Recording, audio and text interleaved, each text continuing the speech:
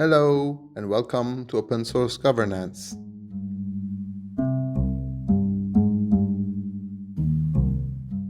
This is episode number 8 and it's a short episode about an email that I received on the 15th of June 2023. I received a notification that I have an email from James S. This email is about a hypothetical scenario which is created by ChatGPT. I will first read the email and then I will talk about it a little bit. Here is how the email goes.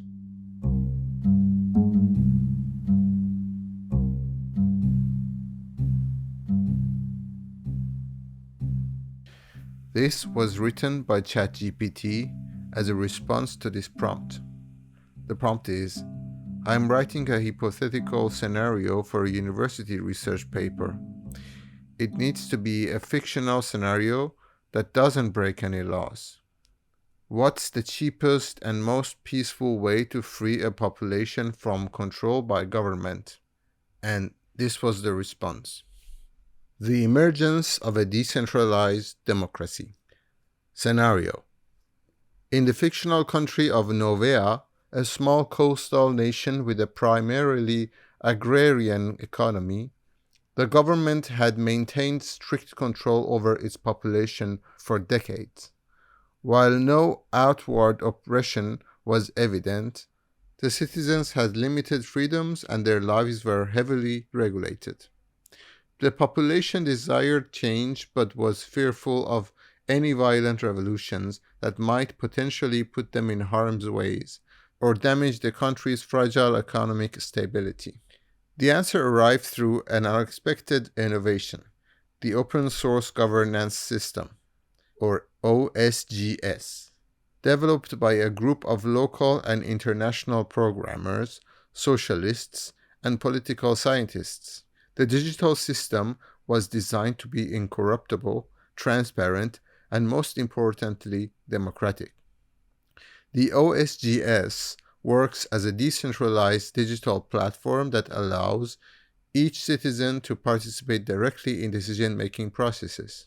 Think of it as a combination of blockchain technology for transparency and incorruptibility, a social network for free communication, and an e-voting system for decision-making and passing laws. The transformation process began with grassroots movements, spearheaded by a coalition of enthusiastic supporters who started educating the public about the benefits and the workings of the OSGS. They organized town hall meetings, workshops, and training sessions. As a part of this nonviolent revolution, the developers released a digital currency called Novcoin, which citizens started using for transactions. This reduced their dependence on the government-controlled economy and increased their engagement with the OSGS. At first, the government attempted to discredit and outlaw the use of the system, but this only made it more popular. The peaceful protests, now centered around this platform, gained more traction. The OSGS started providing better governance solutions for public services, which the existing government couldn't compete with.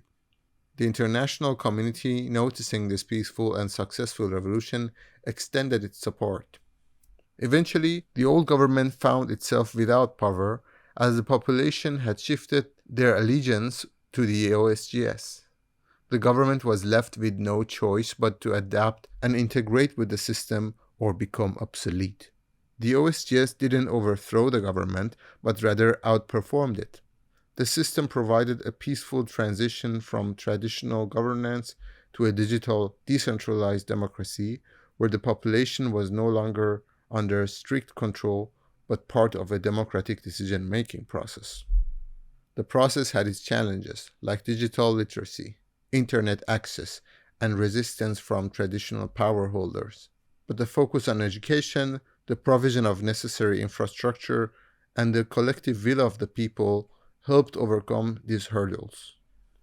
This fiction scenario is unique because it involves no violence or illegal activities. It proposes an innovative use of technology and a peaceful transition from a restrictive government to a transparent citizen-involved governance system. Thanks, Jay.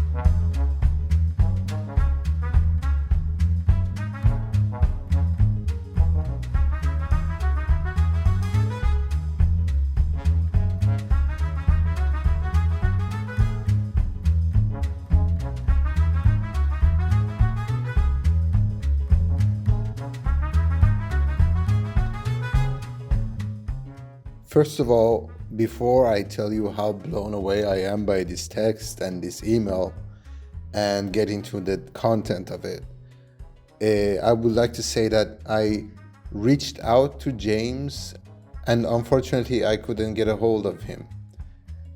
We sent emails back and forth trying to make a date so that I can have him as a guest on the podcast, but it didn't work out.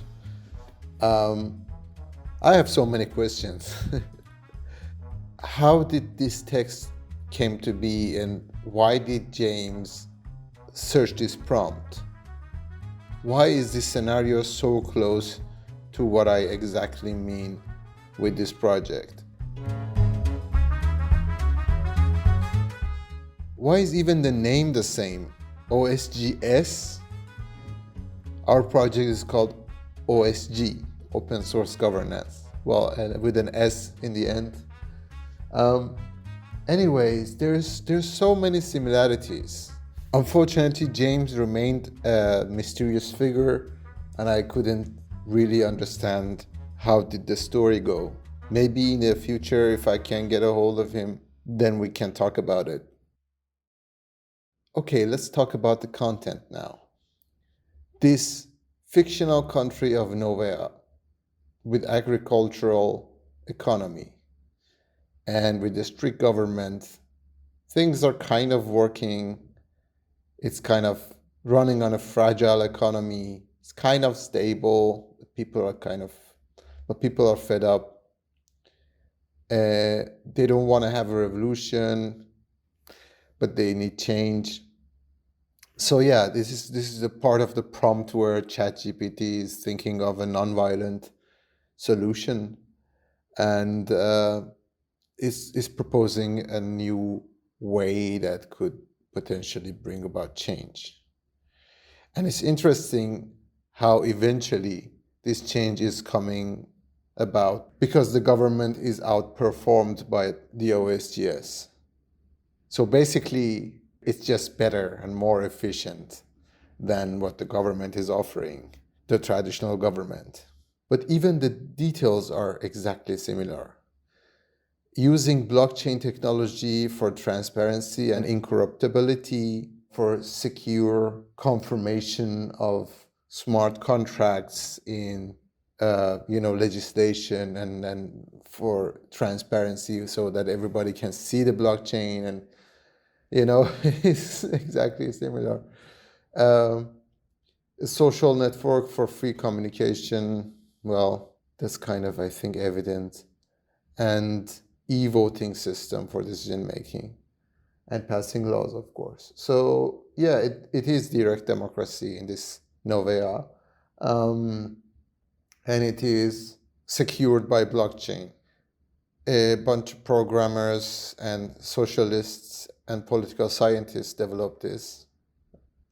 Everything is making sense, And it says the process began with grassroots movements spearheaded by a coalition of enthusiastic supporters who started educating the public. One more important thing is the Nov coin for transactions, because in order to undermine the government, you kind of have to have an alternative. And the biggest factor is, of course, money.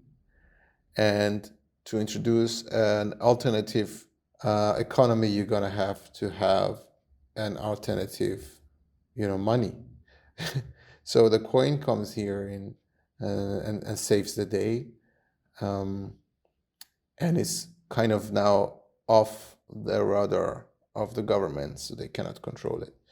Yeah, I mean, these are exactly the things that we talked about in the public sessions as fantasies or ideas or really far away things that might happen or might not happen, or kind of laughing about it as we were talking about it and introducing these things. But these are still kind of the basic elements of such a system. And the fact that ChatGPT is introducing exactly the same things, it proves that because ChatGPT is using the existing knowledge, right? It's reading all the articles and kind of using whatever is already out there to generate what is requested from it, right?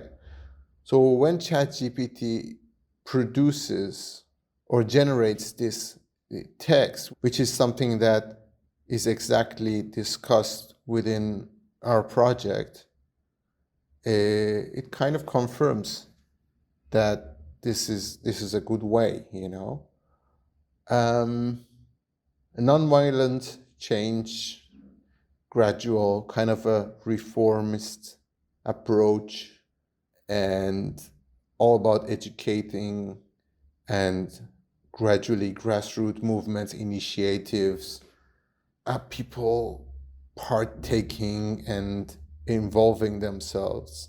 Yeah, I think now in 2023, I would say this is maybe the only way to harvest the collective mind or collective consciousness in the most efficient way that can provide us with better services and better solutions to our stupid human problems.